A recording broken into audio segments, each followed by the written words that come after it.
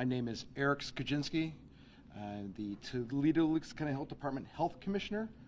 Behind me is Dr. Jay Smith, who is our medical director. Again, thank you for attending the daily 4 o'clock press briefing. I have a few updates that I would like to share with you all today. We have created a source for all COVID-19 information at, and I'll give you the website here, lucascountyhealth.com. Again, all one word, lucascountyhealth.com. You can always find reliable information on the City of Toledo and Lucas County official websites as well. The Center for Disease Control has issued new guidance on mass gatherings and now recommends events of 50 or more people should be canceled or rescheduled. Again, 50 or more people should be canceled or rescheduled. That has a change from the 100 we had the other day. It is now 50. We are adhering to that in this county. As mentioned several times, we are discouraging people from gathering in large crowds and encourage the use of social distancing. The Ohio Governor, Mike DeWine, announced yesterday that the Ohio Department of Health has issued a director's order closing all Ohio bars and restaurants to in-house patrons. Restaurants with takeout and delivery options will still be able to operate those services even as their dining rooms are temporarily closed. These establishments have been issued guidance from the Toledo County Health Department encouraging social distancing, proper hand hygiene, covering your cough and sneeze, and for those who feel sick to please stay at home. For additional information on the restaurants and social distancing, please visit the Health Department's webpage.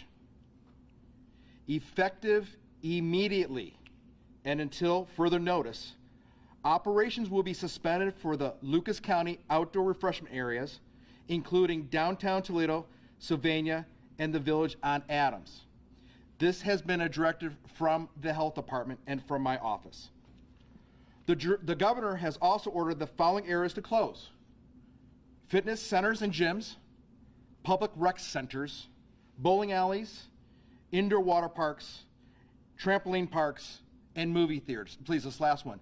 Movie theaters are also closed. We want to announce something too for this community. We've been sitting back and trying to figure out how to provide this service to you, and we are making every effort to make this happen as soon as we can, and so we do have an announcement today. Drive-through COVID-19 testing will be available for eligible Lucas County residents starting tomorrow. However, there are some things we need to make sure that you understand. If you're sick and feel the need to be tested, you need to call either nurse hotline over here to be screened. Again, you must call the hotline to be screened, else you will not be allowed to be tested. If you meet the testing criteria, you will then receive a call from the health department providing further guidance. Testing will be only performed on those who have been screened and scheduled. Again, testing will only be performed on those who have been screened and scheduled. Those who have not been scheduled will not be tested, and if you do show up at the site, you will be requested to turn around and go back home.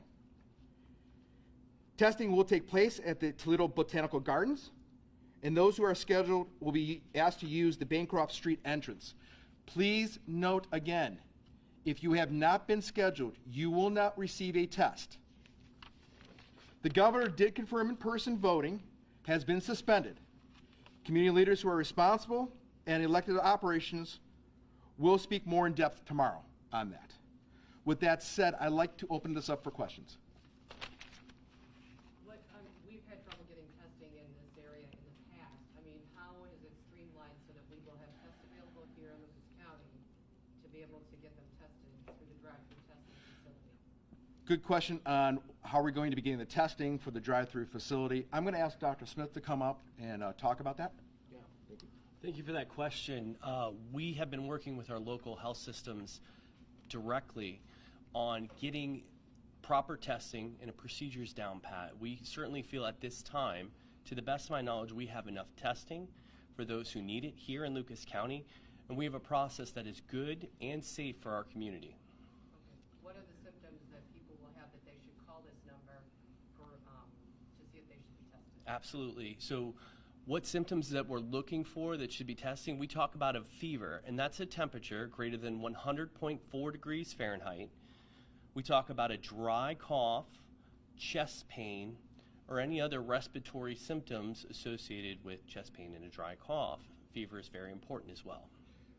Let me add something. Yeah, absolutely. Go ahead. Thank you. Yeah. When we say that we have enough for our residents, what really we are saying is that those who have been screened and eligible for testing, just because you want to get tested, there are not enough of tests. We have to make that clear.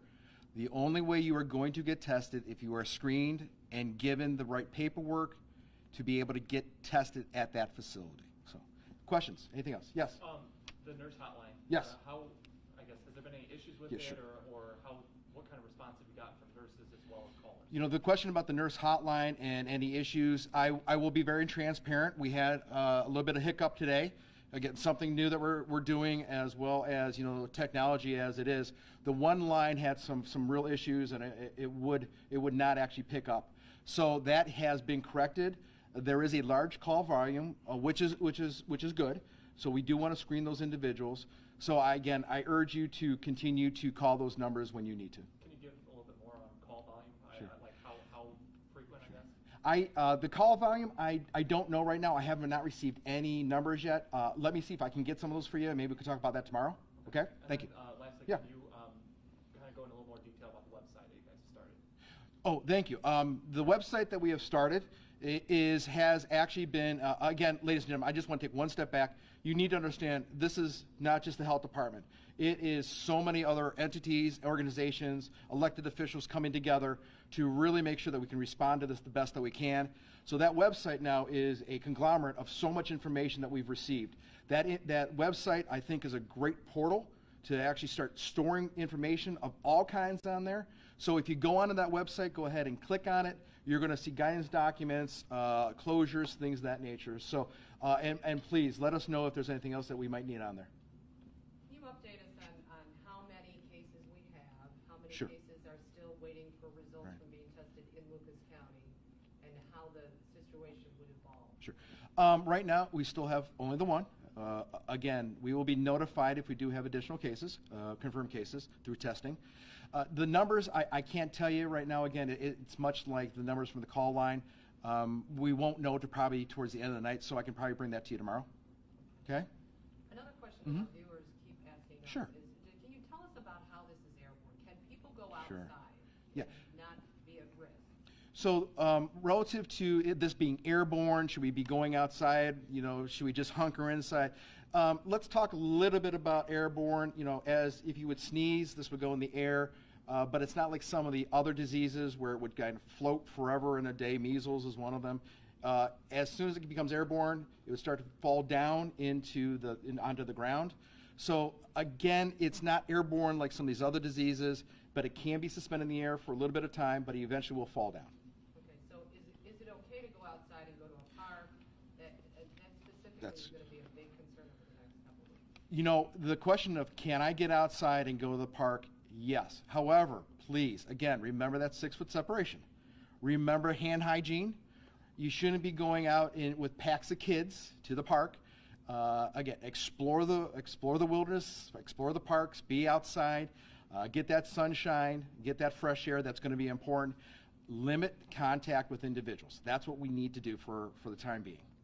So a number of actions taken at the federal and state level. Sure. What kind of authority does the local county and city have in terms of limiting gatherings or restricting traffic? And actually, for the high revised code, you know, we can close schools, areas where people are congregating.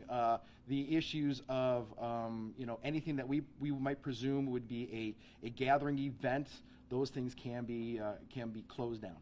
Is there further action that the county could potentially take then? Again, through the higher, you know, can we take other action if somebody isn't paying attention to the gathering order, the mass gathering order? Yes, I mean that is a Ohio Revised Code action. Ohio Revised Code is the laws we follow, and we could follow up with that through making sure that they are not operating. A lot of questions Mhm. coming. Two areas in particular. One is, are we expecting any more news on K through 12? Okay? And then the second question is, are we expecting any action to further just literally shut everything down? Okay, so let me take the first part of the question, K through 12, and then any other action to maybe quarantine us in a larger effect. I am not hearing at this point in time. That doesn't mean that there are not talks down-state about K through 12. I'm sorry. Did you mean K through 12, or did you mean pre-K? K through 12. K through 12. I'm sorry.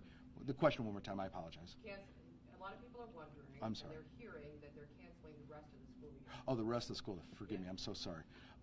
Again, I haven't heard of that quite yet. I know that there's some talk about that, so more to come on that. I do apologize. There's also preschool discussions as well, too. Sure. So. And then the second question Mhm. is, a lot of people are hearing again that they're literally going to just shut down things Sure. within a 72-hour period. That's another thing going around. Can you allay any concerns with that? Again, I have not heard anything like that at this point in time.